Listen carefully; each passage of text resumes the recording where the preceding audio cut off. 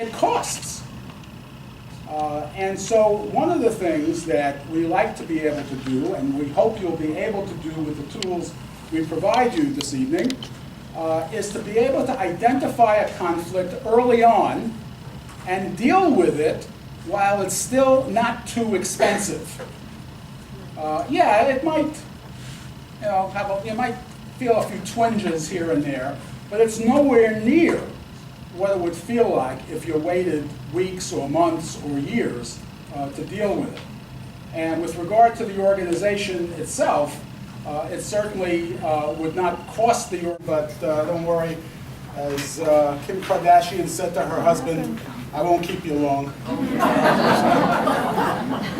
I just wanted to tell you a little bit more. Very potentially destructive,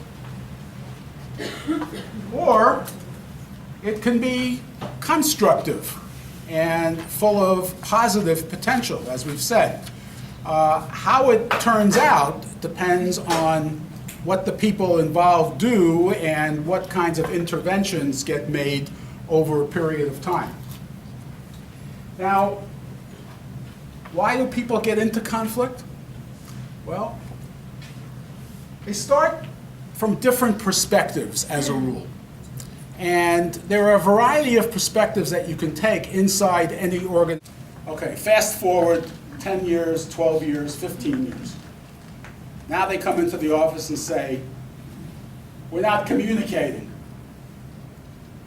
So I say, okay, we got to get back to that original issue. We have to resolve that original issue. It's like removing a dam, and then everything will come after that. So we spend time uncovering the issue. As you might expect, when you dig down that deep, what happens? People get upset, there's lots of crying and yelling and screaming and jumping up and down and all this kind of stuff. But finally, we get to it. We uncover that primal issue, we resolve the primal issue, and everything else begins to fall into place, and they live happily ever after. Well, did I tell you that I don't work cheap?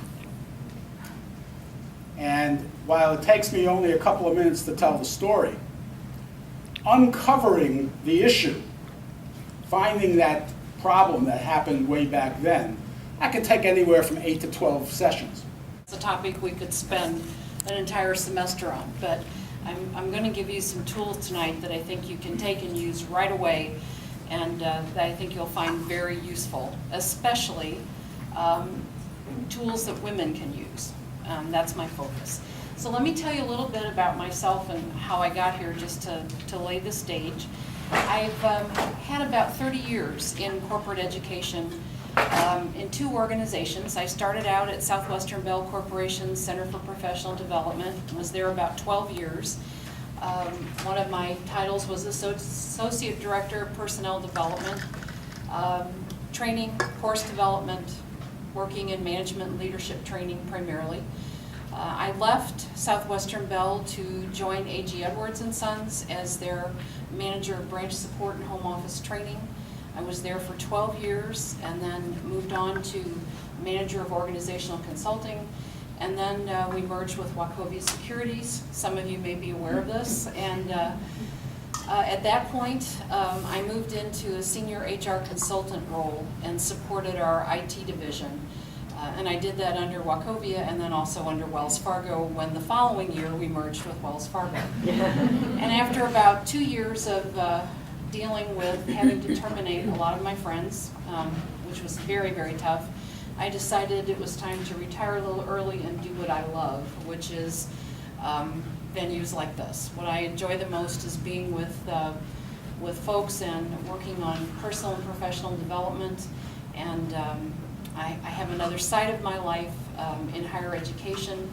During that 30 years in corporate ed, I've taught all around here in St. Louis. I've been at Webster for 27 years in the Master of Arts for Teaching program, Communication Arts, and at St. Louis University since probably the 1980s, off and on.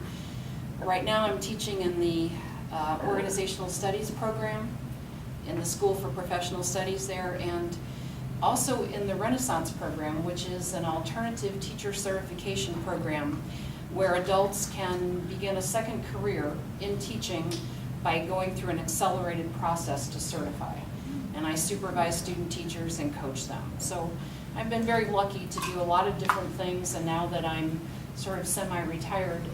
Now, I want to make a distinction here between mediation and something else called arbitration. In mediation, I'm having a lot of fun. So I was here this morning training a class, and this is my first chance to partner with Barry, and I've been working with the community college district since last November. So that's how I got to be here. My PhD is actually in education and family therapy, so Barry and I have a tie there. I've done a little of that too. And you could get a, yeah, it could happen. It could happen. Yep. You might get a child you hadn't depended on. Okay. This is often a surprise, and that's why we ask the question, will you stand to lose anything? For example, in just choosing a life partner, if you marry someone and the marriage is a success and you move from being a single person to a married person, are there things you're going to lose? Yeah. Yeah. What are some of the things you could lose? Independence. Independence, what? Privacy. Privacy, yes. You have a lot less alone time, or the ability to be alone. What else? Less frequent girls' nights. Less frequent girls' nights, less control, did you say? Holding the clicker. Oh, okay, I didn't hear. Remote. They get the clicker, right? That's right. And you Yep. usually can't find it when they leave town. They usually can't find it when they leave, yeah. They take it with them. Yeah. Yeah. Or when they take the clicker and do this to you. A clean house. You lose a clean house. Give up a clean house. Sole Okay. decision maker, you're no longer the sole decision maker. You're no longer the sole decision maker. Okay, these are not trivial things, are they?